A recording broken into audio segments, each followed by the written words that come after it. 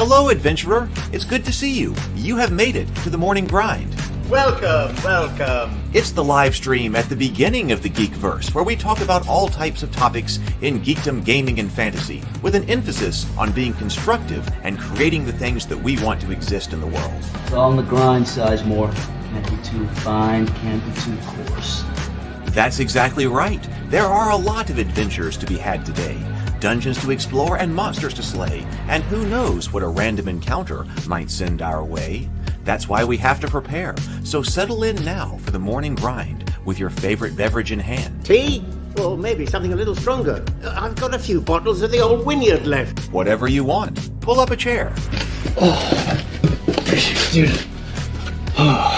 If you're feeling fancy, how about a cappuccino? Or a frappuccino? Or how about an espresso? Just tea, thank you. Sounds good to me, Gandalf. Whatever you want. I'm just glad you're here. Everyone is welcome. You can just watch if you want.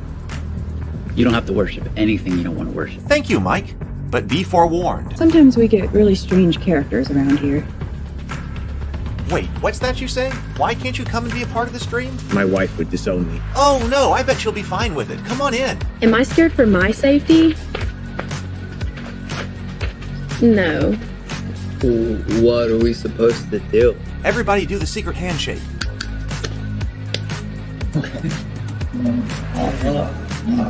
Secret cultist handshake. Oh, now do wizards who love each other. This, my friend, is a science. I still don't have gifts, but it's fine. It's all on the grind, son.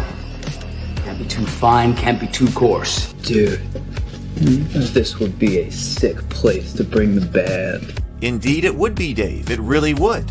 I'm seeing more people coming in. Welcome. Glad to have you here. Oh, look, here's someone new. Is this the cultist meetup? Yes it is. Come to hang out? Please accept me.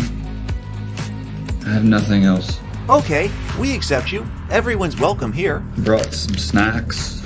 Well, that makes things even better. You want some coffee? I don't drink coffee. You sure?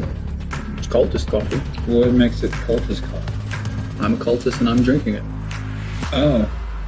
Then I'll have some. What exactly is going on here? I'm seeing more people coming in. Welcome. It's so great to have you. Oh, and look, here comes another stranger. Can we help you? Yes, fellow cultists. I could really use some food. Oh yeah? Welcome. We have donuts. Oh, it's me. I'm glad I'm here. I'm sure you have a few questions for me, though. What's your name? Who do you work for? What god do you worship? Great questions, Rob. I'm Steve King, and I worship Nyarlathotep. No, not really. I'm just Heath, and I won't be worshiping anything this morning. But I will be your host. Welcome to the office. We're going to have a great time. I've got my coffee ready, because now it's time for the morning grind. If you could become a fish, that would be amazing. Then I could command you with my mental fish powers. Hello, everyone. Welcome to this emergency morning grind. Let me make sure that afternoon grind, whatever it is, I wasn't expecting to be here. And in fact, I was about to turn off the internet completely in order to do some writing and see what was going on. And basically, right when I was about to do that, I all of a sudden saw like a crazy message on Twitter, a crazy tweet going by. And I was like, wait a minute, what's going on? And so is what we think is happening? You know, there's all this stuff going on here. We're going to check the announcement from D&D Beyond. People are looking at it. I have no idea really what other people are saying. I was texting some other people. Mark may be coming on. I sent Mark and Lou the invite to this so we can talk to Mark and Lou, because they have been a big part of what's going on here on this channel. So let's go over it. You know, everybody's inclined to be happy, but also I've been saying they're like, wait a minute. I'm also inclined to think that, well, now what's the catch? Is there something else that we're not thinking of? What's going on? Hey, Piano TM. Piano TM has been a huge part of this entire saga here, and an early person who was very ardent in the comments even when I was going through, all right, we're going through the what I called the ambiguity stage for about 72 hours. Wait a minute. What is going on here? Is the situation with the OGL not what we all thought it was? Piano TM was there, strident and ardent in the comments even at that time. Vision, good to see you. Vision is here. Daniel is here. Welcome, welcome, Daniel. And yes, as Chris Ford points out here, that, yeah, I in the Discord server stream, and in fact, if you're not part of the Discord server, if you're just finding us, let me go ahead and put a link to the Discord server in here, because in the Discord server, I did say that it was coming, but that was an error. It is already here. I knew that, but that was the way that was going. Raven Keep Discord server. If you've been part of this, if you found us lately, Raven Keep Discord server. I'm trying to make the Raven Keep Discord server a very positive and constructive place in the Geekverse, and I would love to have you, anyone who is joining us here. BGD is here. Welcome, welcome, welcome. Bad Joke Gaming says, is the title clickbait? I tried to not do any, I didn't want, no, I don't think so. I tried to be as clear as what I thought was going on is happening. So it seems like Wizards of the Coast has released, not coming to or going to, but has released the 5.1 SRD under Creative Commons, and also says that 1.0A will remain. So that's, I believe that is my understanding according to what we're about to look at here on that. And that seems to be everyone. So yeah, new announcement that has just happened a moment ago. Hey, Kevin. Yeah, it seems incredible. Like right now, it's like, wait a minute, what's going on here? It was shock. So at the moment, we're still in shock. And so I want to acknowledge that there's still a bunch of shock going on, because I was like, wait a minute, where do we go? Where do we go with this? So we're going to look at it and then see what happens. So yeah, I mean, man, the chat is blowing up over here. Please do the main catch will probably be they will bring back the OGL 1.1 for 1D&D, but we don't care about that version anyway. So I think, and say that's exact, people are picking up on this. So Chris says, the catch is whatever their new plan is for 6E, but I don't care about that. As long as 1.A is here for good, CC's for 5.1 is icing on the cake. I feel very much the same way. If our understanding here at the moment is the way that it is, I feel very much the way that Chris just articulated. Because our line in the sand, the situation was always that we wanted to be sure that Wizards of the Coast recognized that 1.A could not be revoked and was not deauthorizable. That was the hard line. We always said that. That was what that's the situation. And we called that, or I called that here, playing ball with the rest of the gaming community. You don't have to use that license. There's nothing that says you have to use that license. But you do have to recognize what that license means and be on the same page as the rest of the community. You do have to do that, right?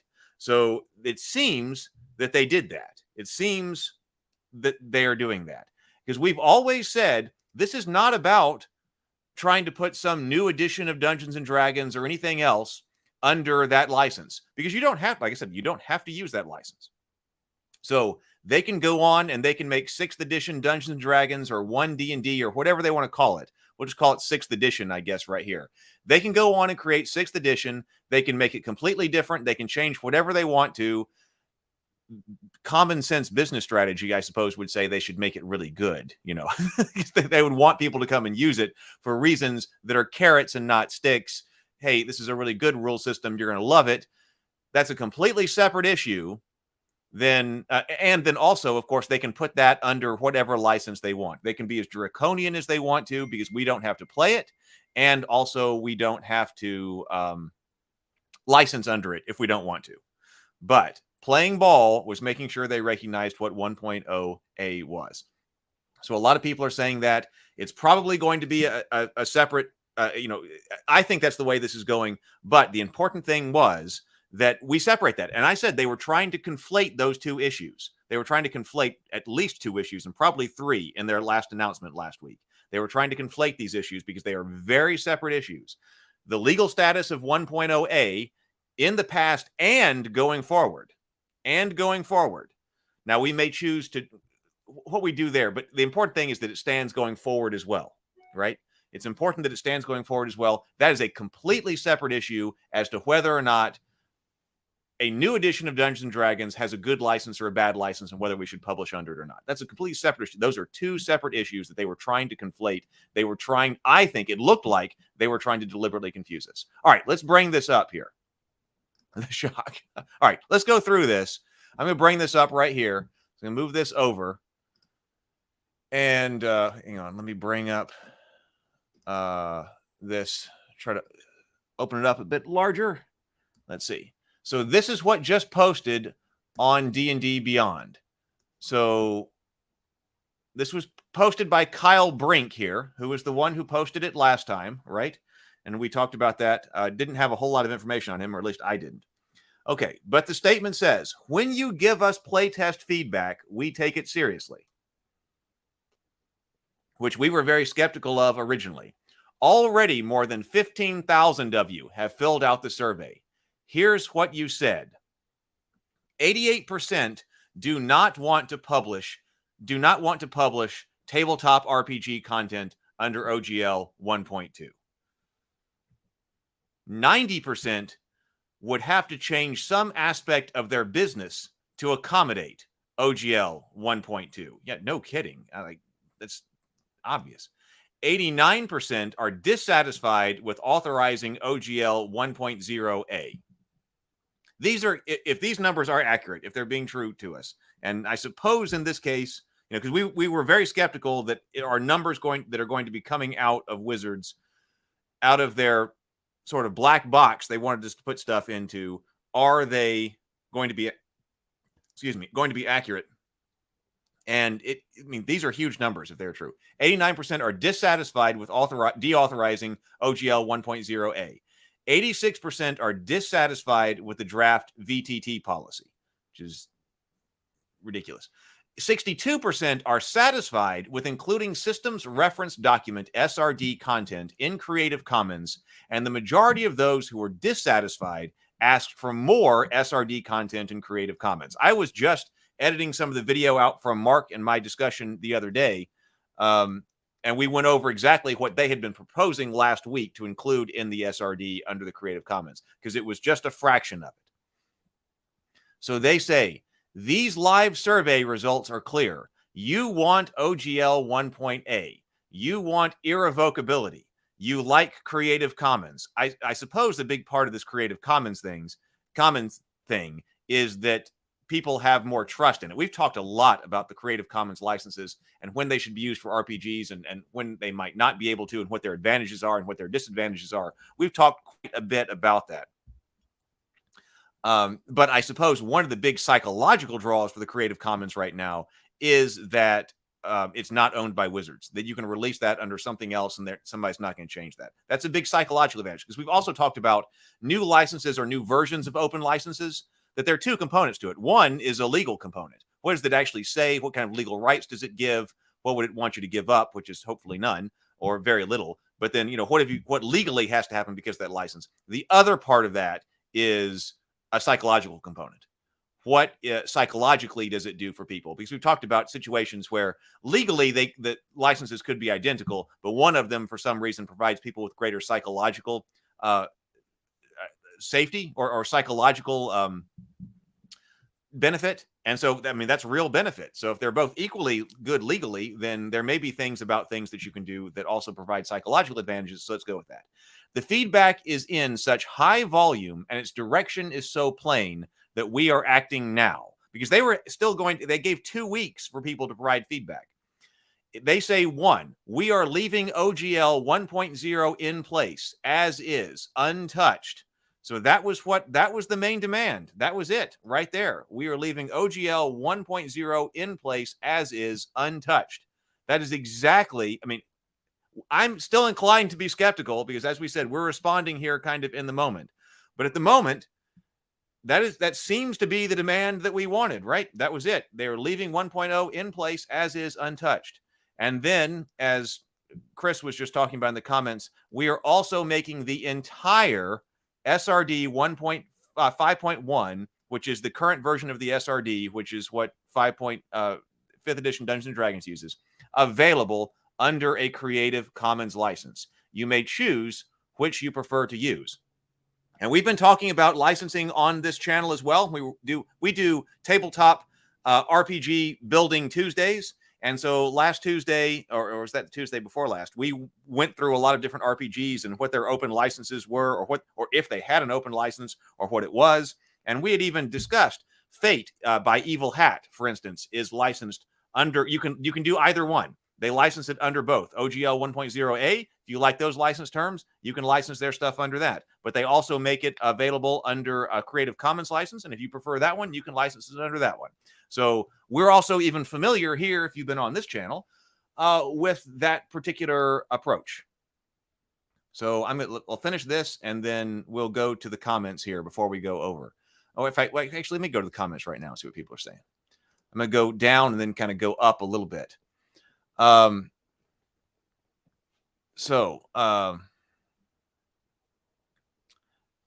think that so Jappards says it's probably going to mean that 6E is going to be under a different license. That's the way I'm thinking, and that's the way they should have gone in the beginning. They were perfectly welcome to go in that direction, because as we said, they're welcome to do whatever they want with a new edition of Dungeons & Dragons. This never was about making them do something with some new edition of the game or new rules they make or anything like that. Because as Chris Ford says, yeah, that's fine. We can all choose to play 6th edition or not based on its own merits now. And also we can choose to publish new material under whatever license it is that 6th edition is under, based on its own merits. At best, Demi LMP says, at best, they are acknowledging reality, not convinced they are on our side. Well, that's going to take it's going to take a lot more effort to say that they're on our side, right? On our side is going to be a big thing. But, like I said, we can, if we have their acknowledgement that reality, if their acknowledgement of reality, we can go from there. We can go from there with future licensing. Kelp1 says, I will always remember the day I was out with my wife at Kohl's when I started giggling with joy about the news. So Kevin Langley says the 403-page SRD. Yep. So we're gonna verify that here in a moment. But I split through it. They said the entire thing. So Gnome Cyan says, so OGL is now irrelevant. I wouldn't go that far. Because it is intact as is, which means, because, I've been very concerned on this channel about if you've got a book, I use the Ataltis and Thrones and Bones books quite a bit. I didn't publish these books, but friends did. That if you have a book with the OGL 1.0A in it, and it's in the back of your book, like it is right here, what is the legal status of this document and the legal status of this book? Because you published it under this license. There is no provision to revoke it. Even a publisher, I was talking about that just the other day, that there's no provision in here that says, hey, Lou Anders published the Thrones and Bones campaign setting under the 1.0A SRD, 1.0A license. If it means that I should be able to pick up this book. I know nothing about WotC. I know nothing about Dungeons and Dragons. I know nothing about all that. If I find this book in 10 years from now, I can take a look at the book. I can read the back of the license, and I understand exactly how this book is licensed and how I could potentially use open game content going forward with it. And that has been the understanding for 22 years, and that should be the understanding of it. So the status of existing material, because I have a lot of friends who published under these things, was very important to me. So now we understand that, as it always has been, it seems like Wizards is acknowledging that if you've got this sitting here, it means exactly what it always has. If you have games like Black Hack that we were looking at, that is published, has nothing to do with Dungeons and Dragons. It doesn't use the SRD, but it is published under the 1.0A OGL, so you can use its content. That its content stands, you can continue to use it going forward. Now, people may shift to other licenses in the future, but there is so much material that has OGL 1.0A in the back of it. It seems like, so it can't just, to me, that means it's not irrelevant, that we understand what it's in this book now. And importantly, which was not what Wizards was saying a week ago, you can continue to publish stuff that you have already written. We're talking, they wanted to say something like, don't worry, we're not taking anything away from, okay, that if you've already published it under 1.0a, it's safe, but that's not good enough. It had to be also that, hey, somebody can continue to publish their games, can continue to expand their worlds, their books, all of that under the license exactly as it has always been understood. Now, people may make different decisions, going forward. I think we're getting, I'm excited about the ORC license. A lot of people may start using that, but what was of critical importance is to understand the legal status of all of the books and all of the material that has been published under 1.0a, and to confirm that it can continue to exist and more stuff can be published under it, and that can't be taken away. Iron Bear Milk says, again, don't fall for it. One D&D is the long con. Well, it may be. I mean, it may be, people have been discussing that on Twitter. I mean, they could still completely move to, hey, Dungeons & Dragons is now going to become, an entirely online kind of tabletop video game, whatever it could be. But that's separate now. That has to stand on its own. It seems that separate now.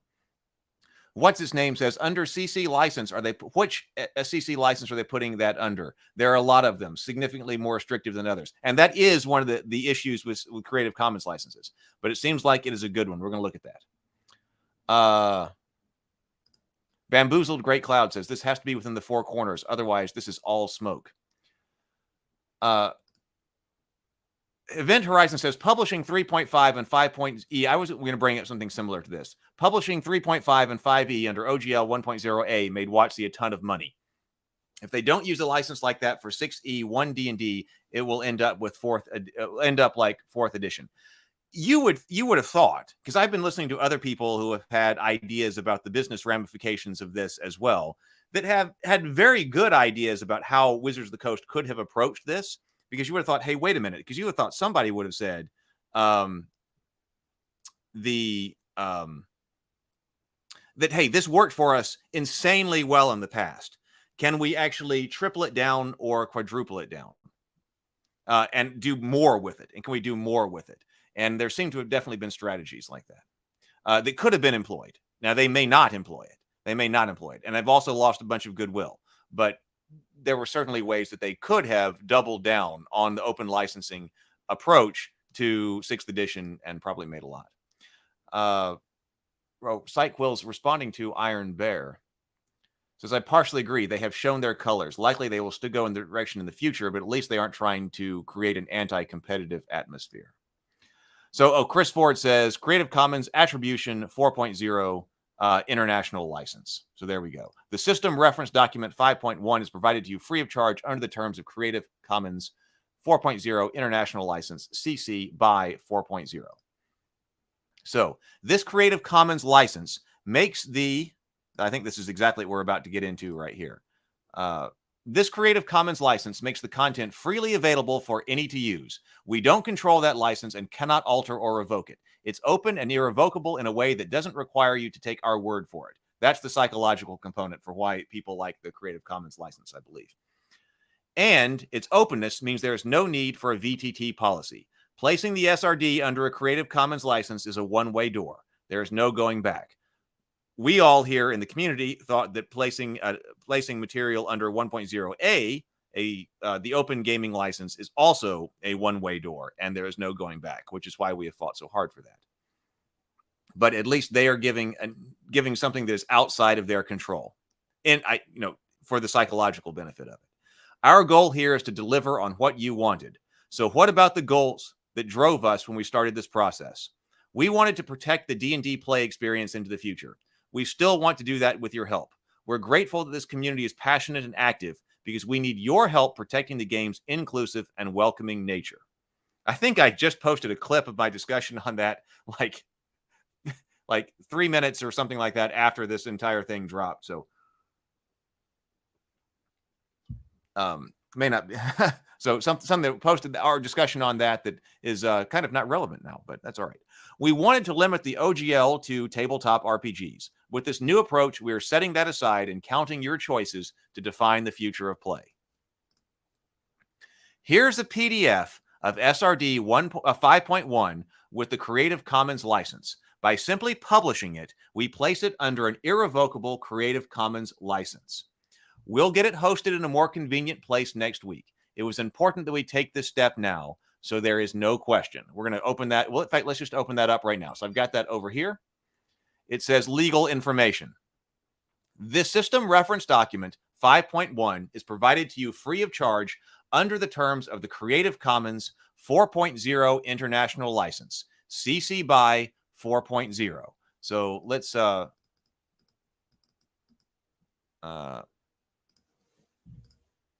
those, let's Creative Commons, just search for that. If you've been on the channel before, we've looked at this license, this particular one before, because we've seen it before in role-playing games.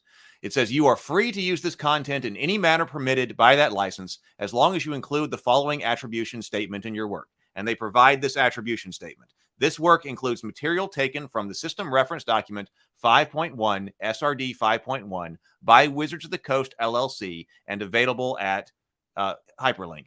The SRD 5.1 is licensed under the Creative Commons 4.0 International License, available at, oh, there's that right there. So I wonder if I can directly open that one.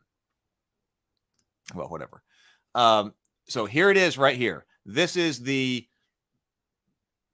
human readable summary, but not a substitute for the complete license. So Attribution 4.0 International CC BY 4.0. You are free to share, copy and redistribute the material in any medium or format. Adapt, remix, transform, and build upon this material for any purpose, even commercially. The licensor cannot revoke these freedoms as long as you follow the terms of the license. What are those terms? Under the following terms. Attribution. You must give appropriate credit, provide a link to the license, and indicate if any changes were made. You may do so in any reasonable manner, but not in any way that suggests the licensor endorses you or what you use. No additional restrictions. You may not apply legal terms or technological measures that legally restrict others from doing anything the license permits. And if you want to get into the actual license, the legal language, it is this right here.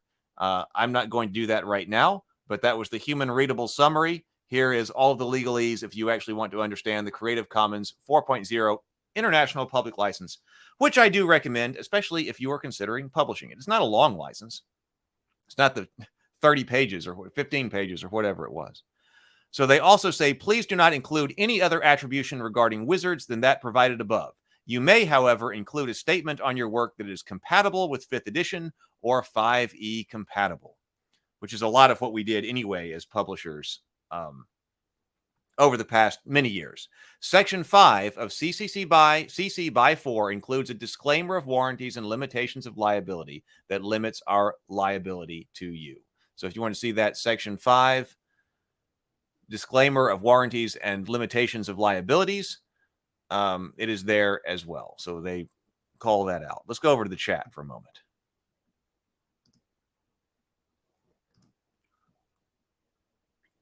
Errant Dragon says, this is really unexpected. Franco says, so we chant victory? Well, you know, it's seeming that way. It's seeming that way. A lot of us are still in shock, but that seems to be what is going on here. Daniel says, hearing a lot of, here's what you want, and if you like it, and you'll like it and keep supporting it with no regard of how we treated you over the past month. Something smells Scooby-Doo about this for sure. So so we will see. Yeah, I know there were some people in the Discord server who were saying, I'm not done yet. I'm going to scroll down. I'm a bit behind here in comments. I'm going to scroll down and scroll back up and see what people are saying about what we just talked about. Joe Jansen says implying contract lawyers aren't human. I like that.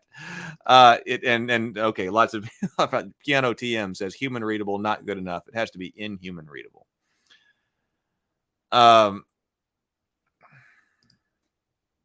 Bennett Snyder says, okay, am I crazy, or is this basically giving up the OGL and going completely open source?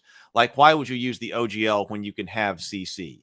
So we have talked about this on the channel and a bit, actually a fair amount, and when you would want to use one and when you'd want to use the other.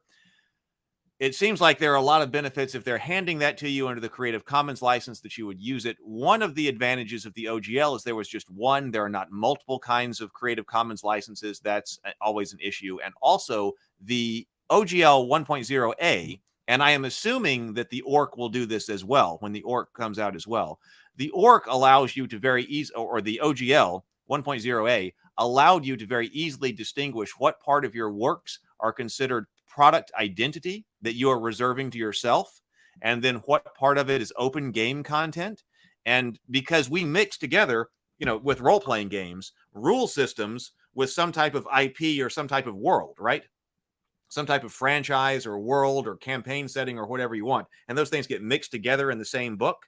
So if you have just a set of rules, then Creative Commons may do what you want. But if you're trying to bring these things together and you're saying this is the IP over here, and this is not going to be open, but this is open stuff that I'm taking from someplace else, and these are some other rules that I'm writing that I want to be open, that I'm giving to the rest of the community as an open license, because you can do that. You can use the open license, say, hey, I wrote up these character classes, or I wrote up these spells, and hey, anybody can use them now. And you can do that under the open gaming license. And the open gaming license allows you to specify in your work, hey, this stuff over here for this world that I created, that's still mine. You can't use that. This stuff over here is open game content I brought in from someplace else. And this is stuff I wrote that I'm declaring open game content under the license that you can use. So there are still reasons as to why something like an open gaming license for RPGs is a good idea. At least that is my understanding of it. Well, now see, Blue Jay says it would be nice if they also included the 3.0 and 3.5 SRDs as well. It sure would be nice if they put that under Creative Commons licenses. But in my opinion, and this is just my opinion, but I believe it is a strongly founded opinion, that you can't, because the open gaming license, you cannot revoke. I mean, that's part of it. You can't deauthorize it. You can't revoke it. So there are documents. I know I've got them here on my computer, PDFs someplace. PDFs of the 3.0 and 3.5 SRDs that have the open gaming license in them, 1.0A, which is not revocable and cannot be deauthorized. So if you are holding a document, just like I was just talking about somebody's physical book, if you're holding a document, actually, you know what? It's probably back here. Let me check on this. Are these published? Is the open gaming license in the back of the 3.5? I bet that it's not. Okay. I don't immediately see it back here. Okay. But the PDFs are of the SRD, and you can't revoke that. So if you find a PDF of the 3.0 SRD and it's got the 1.0A in the back of it, you know exactly what terms you can use it under. Now, they didn't release it under Creative Commons, but you know exactly what terms you can use it. That's my understanding, and I believe that is a strong and informed understanding. But you may hear other things from other people. But Landmark Networking says if we can't tighten our grip, just let it go. They may want to. They may.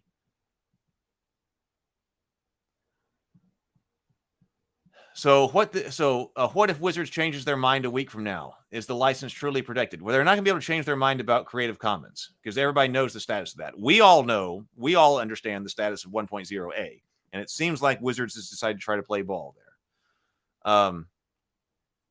Yeah, I like this. Never take this as we won. Take this as we won the current battle.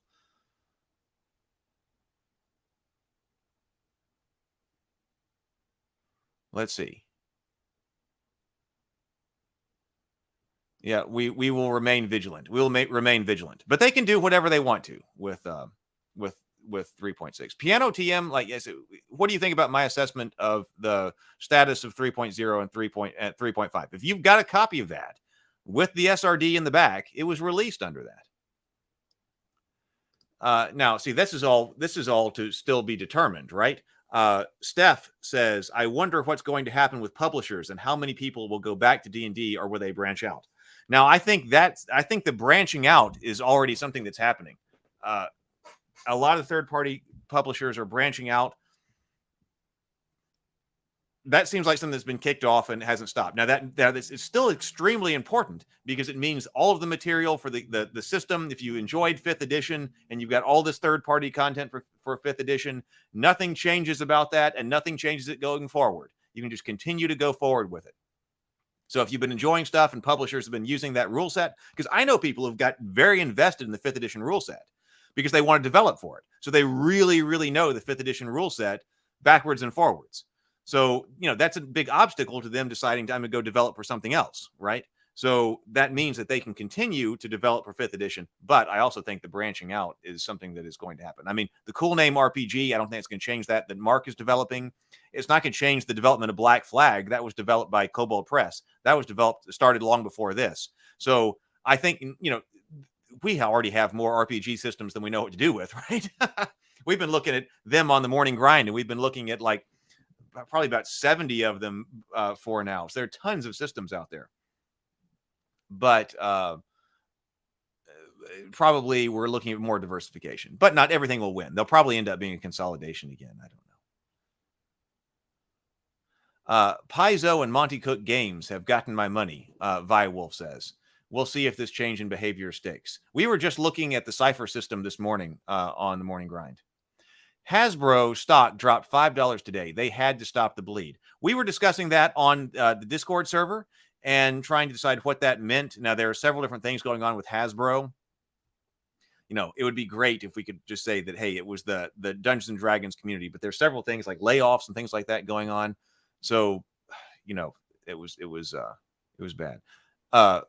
So they might have had to do something. Yes. Yeah, well, I saw that too. Mercadian says it could be the course Pathfinder sold out 8 months stock of supply of books in 2 weeks, and Wizards realized how screwed they are not keeping the OGL. I was thinking about that when this came out as well, because I was seeing that tweet. I mean, imagine that. Pathfinder in 2 weeks, because of this, sold out 8 months of stock of all the Pathfinder, at least core books and stuff that people were looking for. I mean, that's incredible. So they probably looked at that and went, oh my God, what have we done?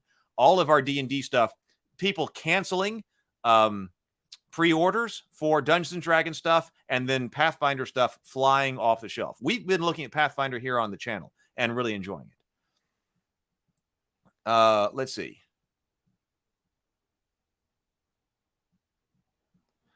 Oh, we have let me get down here. We have some super chats coming in. So, Mr. Cardholder, thank you so much for the $5 super chat. Mr. Cardholder, very glad to have you here. Thank you very much for your generosity. Mr. Cardholder says, still think they'll do 6th E under restrictive license, put it behind a paywall on D&D Beyond, but they can't force adoption now. 4E all over again. Fine by me. I'm of very much the same opinion.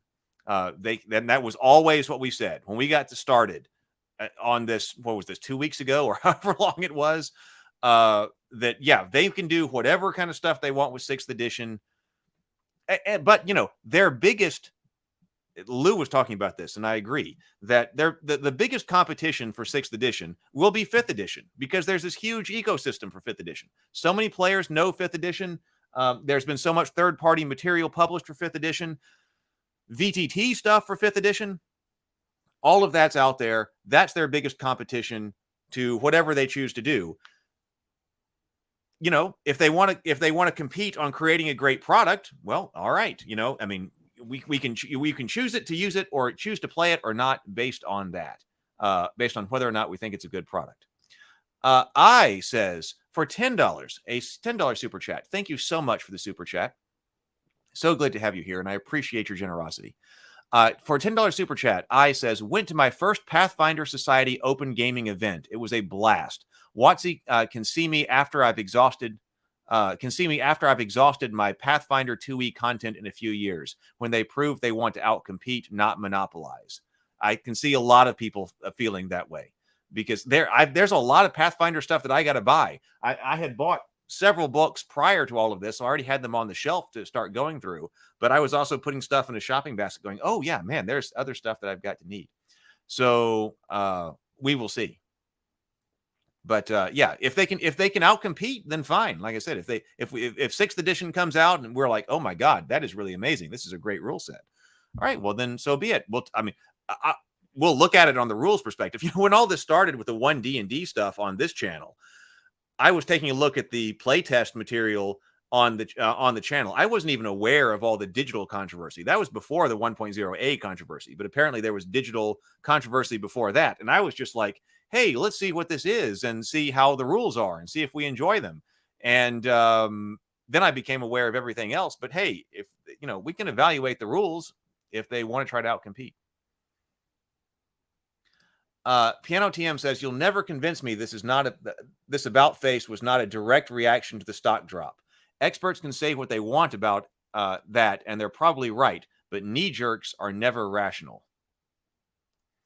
Mr. Cardholder says, I work in finance. The theory that Hasbro badly missed earnings estimates for Q4. Crazy Joe Lowe says, I'll bet that given the Q4 22 guidance issued today, Cox and Williams were told to stop trying to sink the only part of Hasbro ship that was keeping the whole thing afloat. They'll be back. Yeah, somebody has got to notice that Wizards of the Coast is what is floating Hasbro. I mean, this is what makes Hasbro money.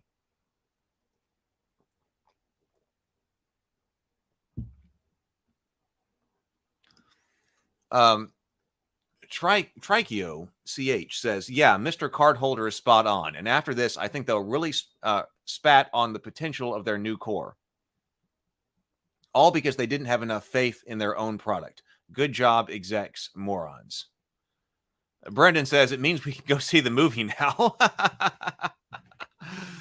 Maybe. I wonder how that changed. I think that had to be a factor too. To somebody. Somebody had to be thinking about that. But like, of course, we do see, it seems like with movies, a lot of franchises that decide to like make their core fan base angry at something right when they're trying to release some kind of major franchise. So here we were seeing another example of it. So I guess we'll see how that has to go. Somebody had to be thinking about that. The boycott D&D movie, somebody had to be thinking about that. Yeah, see, Trick Ryan says, with Hasbro laying off 15% of staff, how many of the decision makers who created this mess will be? Whoever greenlit the We Won 2 line should be on there, along with Chow, Cox, and Williams. Yeah, the We Won 2 line. Wasn't that a crazy part of this? I mean, I was thinking back before I got started with this live stream, thinking back to just the crazy stuff that was going on. And what a crazy 2 weeks it has been, how all we're going on. Let me go back over here real quick because that was the end. So that was what they said on the SRD. And then scrolling through here, we have got, I didn't read through it all, but it looks like every bit of the 5.1 SRD. Mark and I had gone through exactly what they were trying to put under an open gaming license last time. And it was just a fraction of this. It was like 10% of it or something like this. So this is pretty incredible. So there we go. It looks like to me without, reading through it all, but 300 pages, spells, monsters. I mean, hey, I've been working on the different rules, different games, campaign settings, different worlds. Now, hey, maybe I should put out some 5th edition compatible stuff now that I know that it's here and then they're playing ball. So if somebody's got 5th edition and still enjoys playing it, hey, why not put out some 5th edition stuff as well? So that is a lot of stuff right there. So that is what that first page was attached to. System reference document 4.1, 403. That's what that was. So we were just at this. There we go. We were just at this. We just clicked over here. It says we will be closing the OGL 1.2 survey now. And it seemed like people in the Discord server were confirming that. We'll be closing the OGL 1.2 survey now. We will keep talking with you about how we can better support our players and creators. Thanks as always for continuing to share your thoughts. Kyle Brink, executive producer, Dungeons and Dragons. So that brings us to the complete release today. I'm going to put another link to the Discord server. That's not a public link. This is still just for people who are part of the live streams and stuff like that. So I'm going to take that down and see what else is going on here. Let's see. Oh, we have another super chat. Just one second. Let me get to that. Let's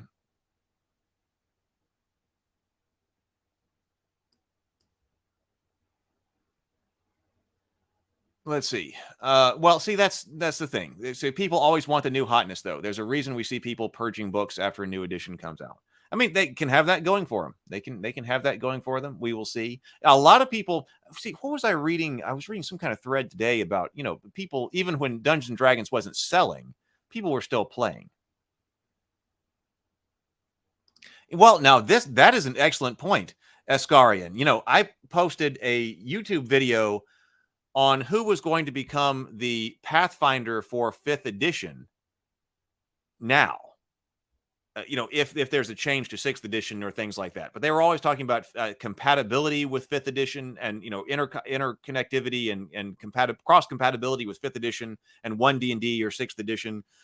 But you're right. Now, if somebody did want to step up and say, hey, we're going to carry on 5th edition, I mean, I think Paizo has gone its own way because Paizo has new rules for Pathfinder 2nd edition. We've been looking at those on the stream. But if somebody wanted to do 5th edition the same way, it's open season now, right? It is completely open season now. And if they pivot to something else and people still want to continue on with 5th edition or revision of 5th edition rules, they can totally do that now. So you're right. You're right. We can start to look at that again now. I'm going to scroll back down a little bit through there. Through the comments here.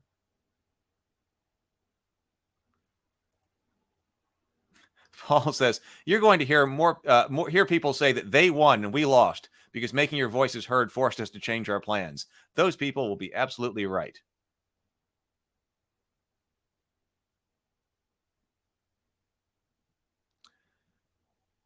Let's see. Well, but Byron, like I said, that's fine. That's fine. This is not about what they do with something else.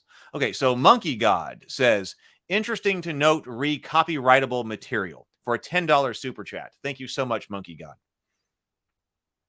It says, interesting to note re-copyrightable material.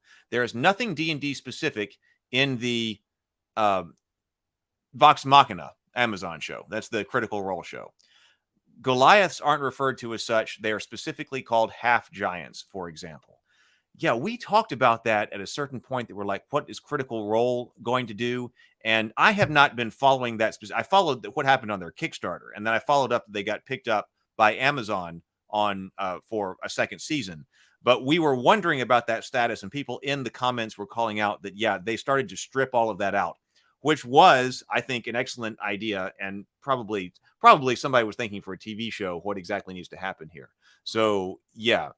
Of course, they're very much a success story in that regard, and now they can be their own thing.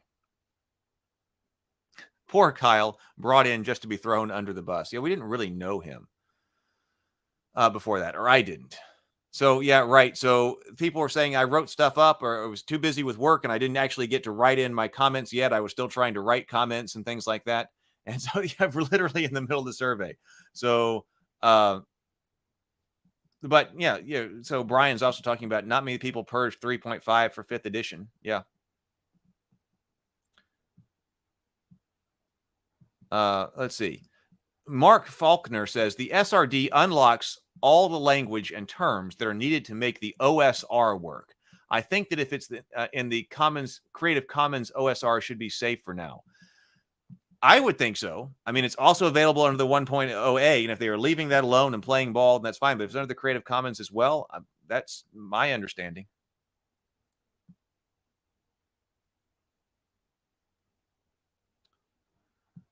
Let's see.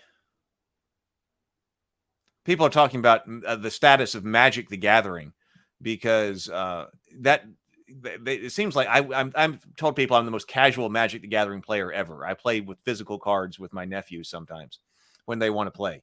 But so I didn't know all about what they were doing with their community.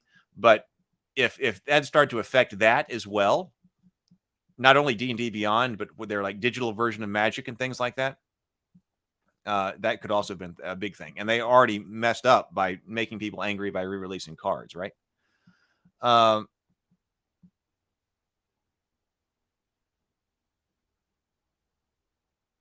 All right. So what else do we need to say?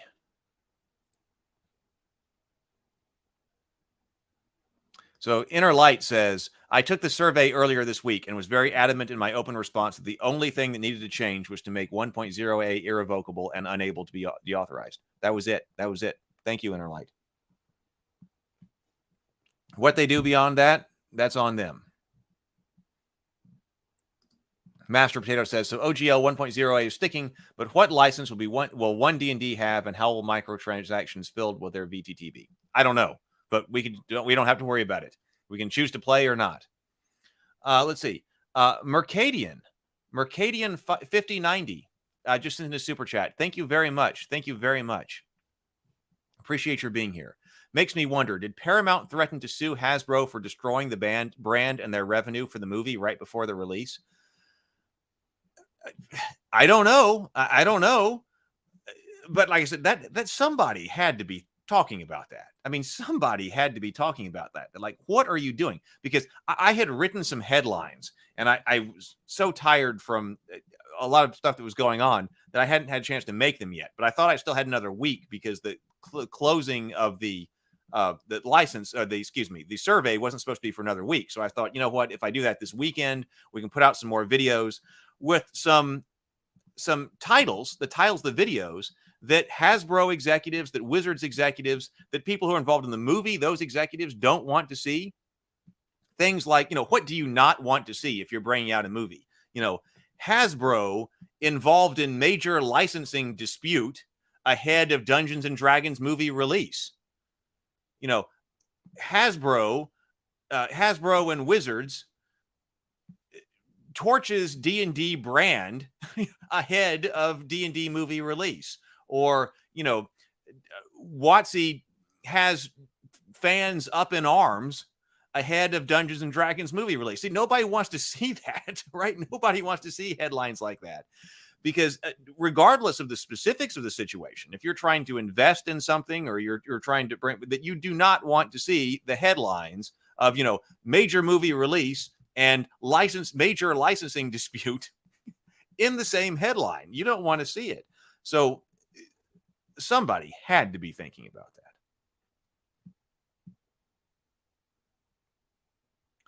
that. Let's see.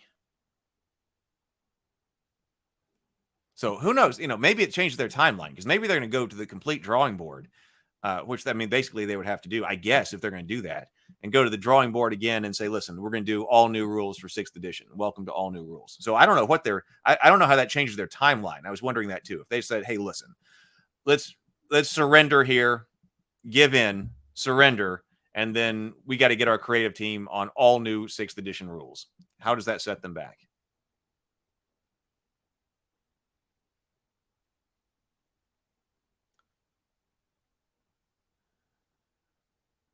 Let's see. But this is very important too.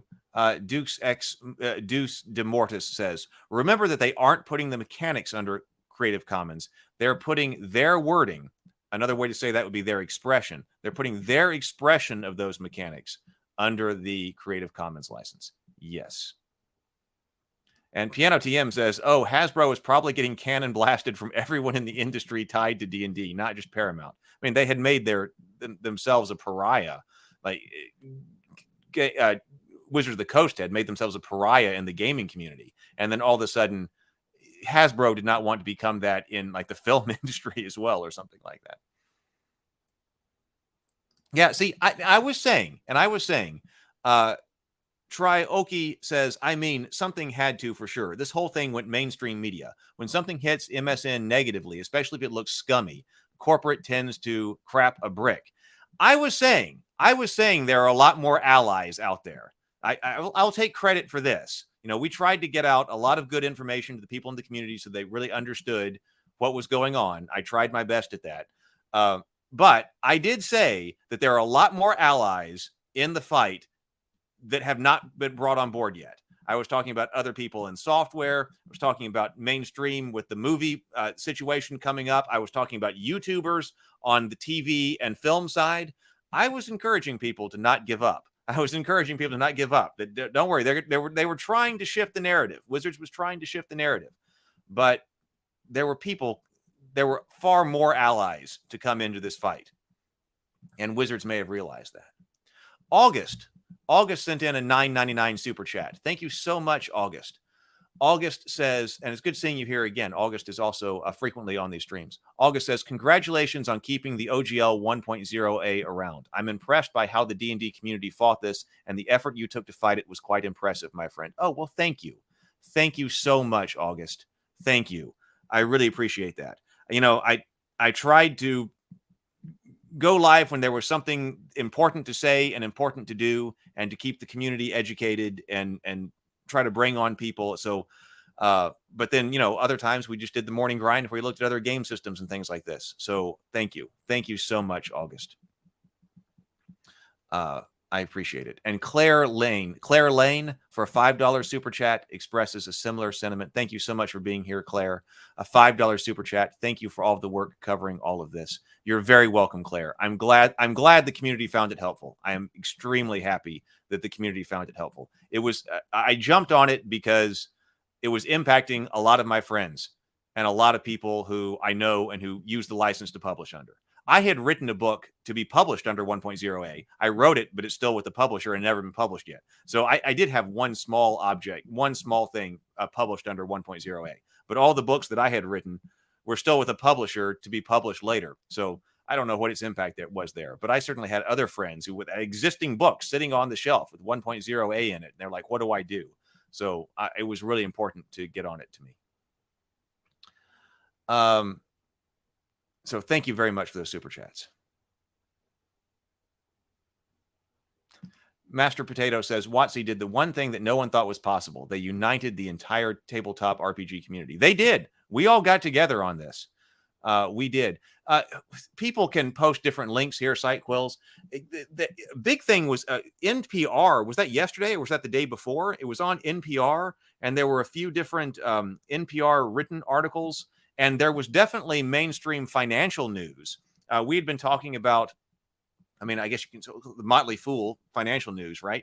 The Motley Fool had been talking about the licensing situation that Hasbro was in and its ramifications on Hasbro stock price.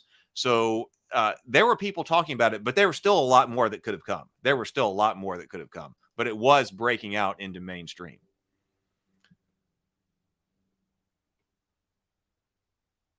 Yeah, Marcel says, Heath, you have done what you could to bring us up to speed. This isn't the end of the story, though. Well, it's not. We'll still figure out where this is going now. Of course, we on this channel, we try to make a bunch of stuff. I'm involved. We're making worlds.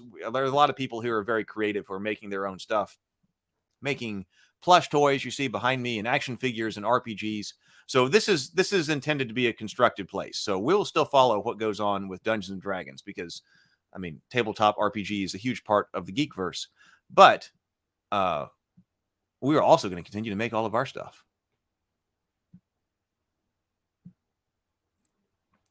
Well, see, that's what we were just talking about. Groggy Grognard says, I wonder if the fact the OGL debacle is now hitting the mainstream, and more importantly, business news outlets really caused the corporate heads to go into extinguishing mode. Because I know I felt there were different energy vibes with the community, because we were living and breathing it like every day from the very beginning.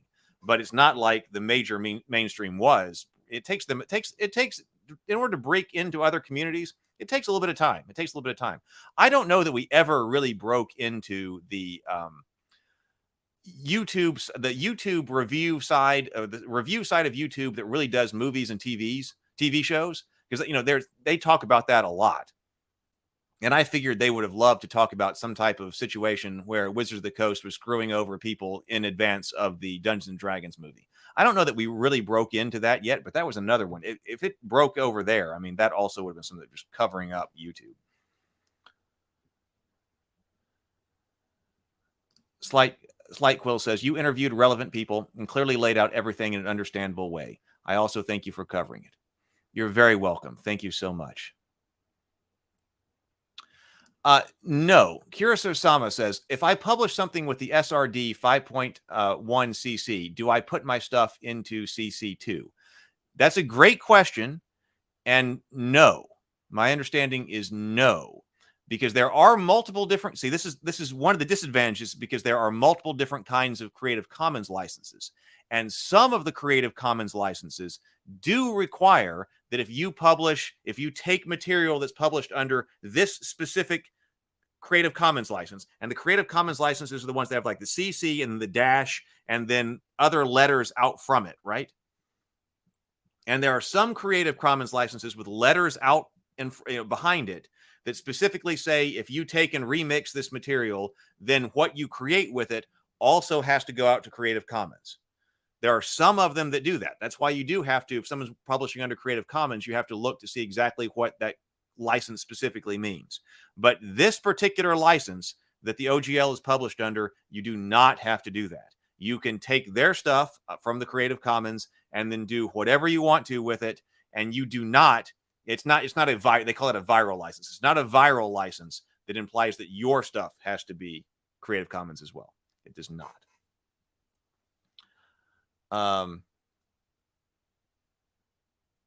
Oh, what's the Discord? Oh, let me put the Discord server link again. I'll drop the Discord server link again.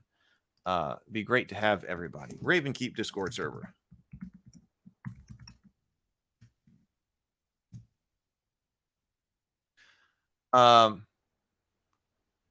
See, my philosophy on this, the freelancer says, notice how they back down that much when the investors started to find out.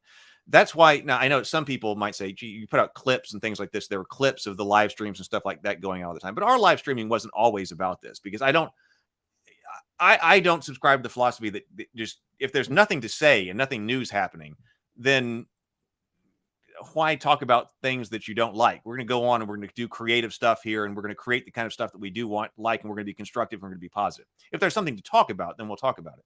But but a lot of people take another philosophy. But my philosophy is talk about stuff when there's stuff to talk about, or something's going on that people need to know. But what really moves the needle is money. What really moves the needle is money. So I bet there was a big money kind of thing, because you see big changes in corporations, and when do they change? Not necessarily because of constant like YouTube commentary, but when actual money is involved. So I bet that's what it was.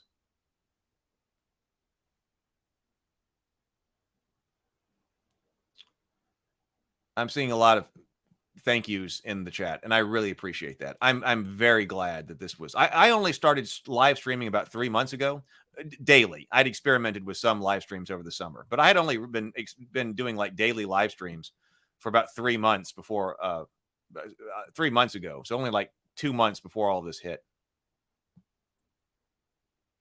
Yeah, see, Luke, we don't know, but it doesn't. Are they going to give it a new OGL or GSL or whatever? They could license it under whatever kind of license they want. New rules, new license, whatever. Then we can choose to play or not play with the rules, or we can choose to publish under that under a new license or not. That's right. Building Persephone says you can choose CC by 4. So that's the CC dash. See these little codes under the CC by 4 content for any purpose with only an attribution to the original owner. No other restrictions to you. It's not share alike.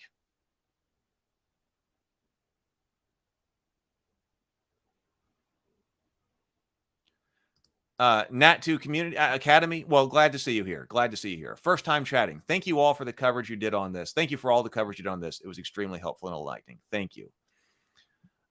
Batu, sorry if this is already covered, but are they officially putting one D&D stuff under the 1.0 AC? No. We have no idea what they're doing that. And that was not our issue. They've made no statement about that. Whatever, they can make a new one and make it as draconian as they want to, but we have what we have. We have recognition. It appears that what we wanted with regard to the recognition of the status of 1.0A is exactly what it was. Probably, I think the orc will continue, because I had talked about, is the orc a natural evolution of an open gaming license? And it might be, even if it were not legally better, and it may be, but even if it were not legally better, there'll be the psychological aspect to it, because the orc, they're saying, will not be under anybody's control or owned or copyrighted by anybody who is publishing tabletop games.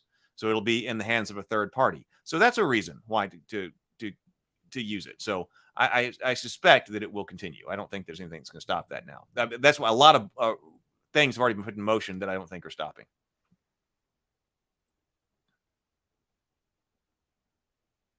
Yeah, we're talking about it. Orc going forward. This has happened 3 times for Paizo. They don't trust it anymore.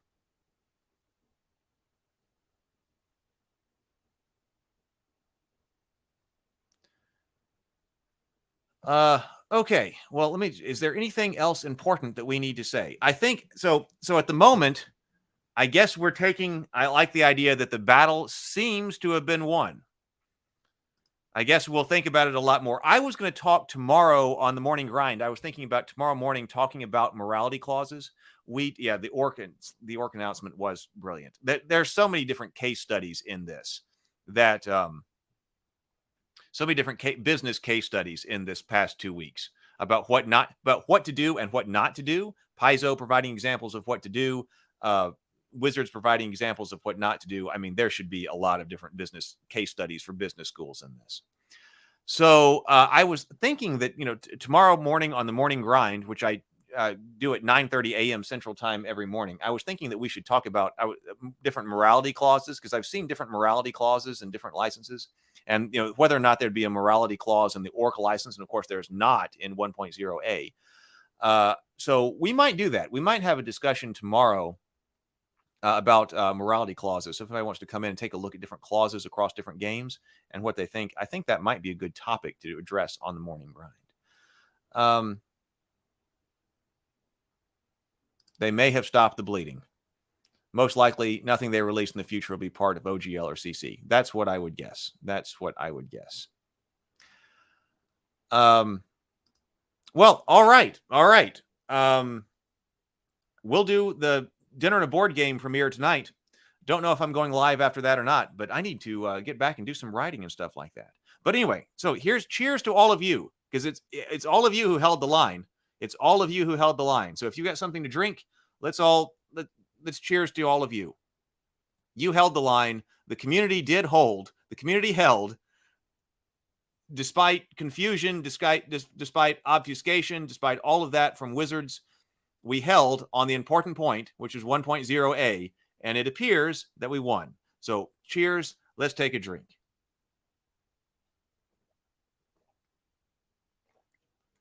Cheers, everybody. I look forward to seeing you on the Discord server and a lot more on the channel. But hey, let's be productive and do some gaming. It's about to be the weekend. Let's do some celebratory gaming too. Bye, everybody. I will see you very soon here on the channel. Happy gaming.